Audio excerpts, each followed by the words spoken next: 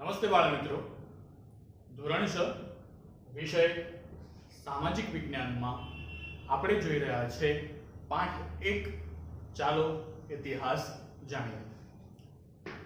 અગાઉના લેક્ચરમાં આપણે જોયું કે મનુષ્યને પ્રાચીન સમયથી જ ઇતિહાસ જાણવાની, ભૂતકાળ જાણવાની ઘણી ઉત્કંઠતા કે ઉત્સુકતા હોય છે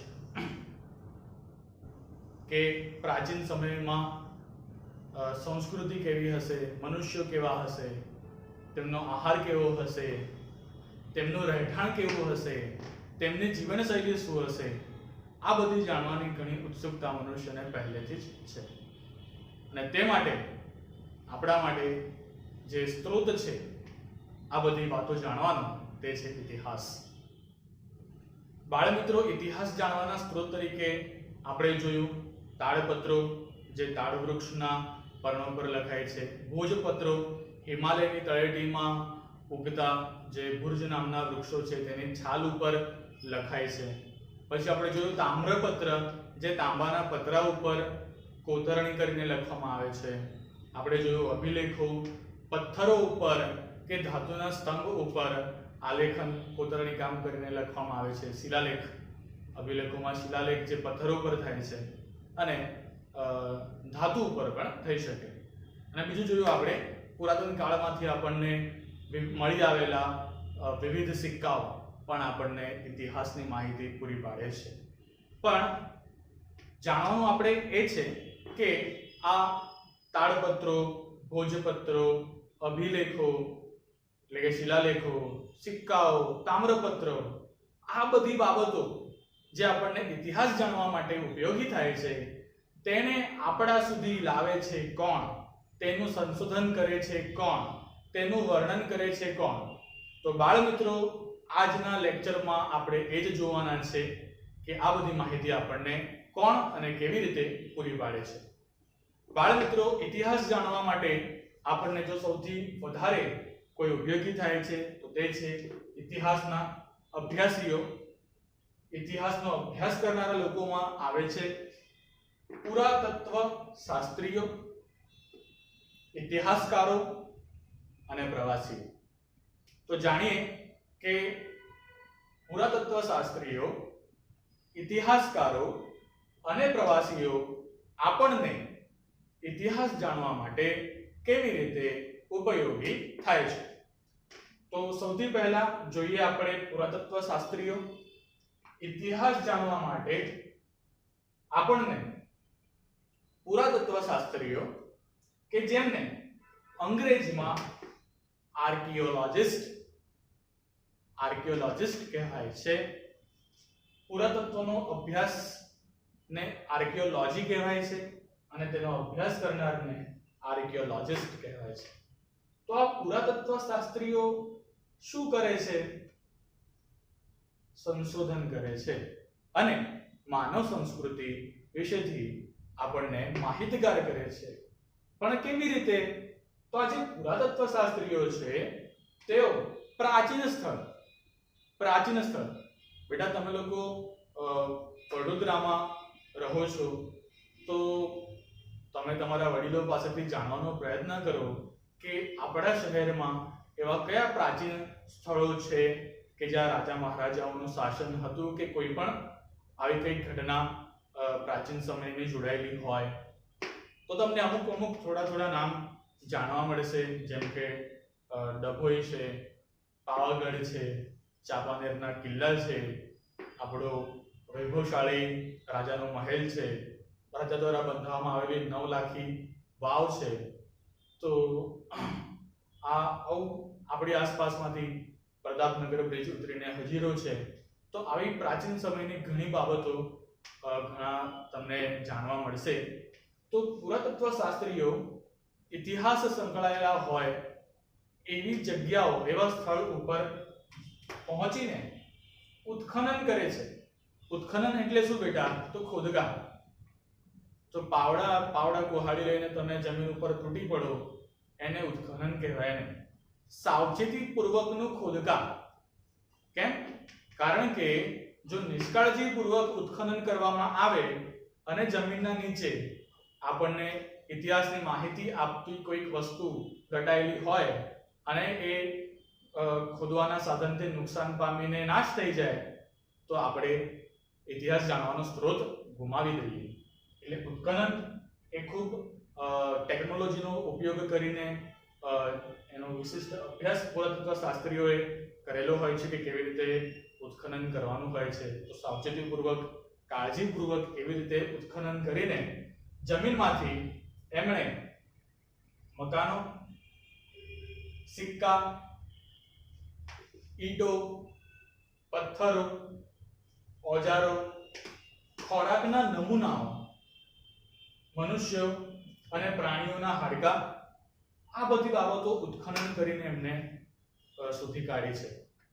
થાય છે શું બેટા કે કુદરતી હોનારતો દરમિયાન આ પ્રકારની જે બાબતો છે એ જમીન નીચે દટાઈ જાય છે અને જમીનમાં જો એ એવા જ સ્વરૂપમાં રહી જાય તો એવા અવશેષો ઉત્ખનન દરમિયાન આપણને મળી આવે છે. તો પુરાતત્વશાસ્ત્રીઓ દ્વારા આ જે બાબતો છે, મકાનો, સિક્કા, ઈંટો, પથ્થરો, ઓજારો, ખોરાકના નમૂના, મનુષ્ય અને પ્રાણીઓના હાડકાં, આ શોધીને આ મેળવેલા જે સ્ત્રોતો છે એનો પુરાતત્વશાસ્ત્રીઓ વિગતે અભ્યાસ કરે છે, તેના ઉપર સંશોધન કરે છે અને પછી એમને જે મળેલી માહિતી છે એનાથી આપણને પ્રાચીન સમયની માનવ સંસ્કૃતિથી માહિતગાર કરે છે. તો આ રીતે પુરાતત્વશાસ્ત્રીઓ આપણને ઇતિહાસ જાણવા માટે ખૂબ જ ઉપયોગી થાય છે. હવે આપણે જાણીએ પ્રવાસીઓ. તો મનુષ્ય માત્રને પ્રવાસ કરવાનું ઘણું ગમે. નવા વિસ્તારોમાં જવું, નવી જગ્યાઓ જોવી, ત્યાં પરિચયમાં આવવું લોકોના. તો આવું મોટાભાગે મનુષ્યને ગમતી પ્રવૃત્તિ છે. પ્રાચીન કાળથી મનુષ્ય એક જગ્યાથી બીજી જગ્યાએ પ્રવાસ કરતો. પ્રાચીન કાળથી એક જગ્યાએથી બીજી જગ્યાએ પ્રવાસ કરતો. તો પૃથ્વી ઉપર આપણે હમણાં 7 ખંડોમાં સજીવ સૃષ્ટિ એટલે કે મનુષ્ય, જમીન પર રહેતા પ્રાણીઓ 7 ખંડોમાં આપણે વહેંચાયેલા છીએ. મનુષ્ય અને પ્રાણીઓ જમીન પર રહેતા વહેંચાયેલા છીએ, પણ શરૂઆતમાં તો તેઓ કોઈ એક જ જગ્યાએથી ઉદ્ભવ થયેલા છે. તો આવી રીતે એક જગ્યાએથી બીજી જગ્યાએ ફરતા ફરતા તેઓ પૃથ્વી ઉપર અલગ અલગ ભૂમિખંડોમાં ફેલાયા છે. તો મનુષ્ય માત્રને પ્રવાસ ખૂબ ગમે છે. ઘણા પ્રવાસીઓ બીજા દેશોમાં જતા, એટલે ઘણા એવા હોય કે જેનું કોઈ ધ્યેય ના હોય, માત્ર નવા વિસ્તારોમાં જવાનું પસંદ કરતા હોય. પણ ઘણા પ્રવાસીઓ એવા કે જે બીજા દેશોમાં જાય અને ત્યાંનું જે જનજીવન છે તેની નોંધ કરે. આવા પ્રવાસીઓ આ જે નોંધ કરેલી છે, એટલે કે જે પ્રવાસ વર્ણન છે, એ પ્રવાસ વર્ણન થી આપણને માનવ સંસ્કૃતિનો ઇતિહાસ અને જે તે જગ્યાની સંસ્કૃતિ વિશે આપણને જાણવા મળે. તો આવા કેટલાક પ્રવાસીઓ છે.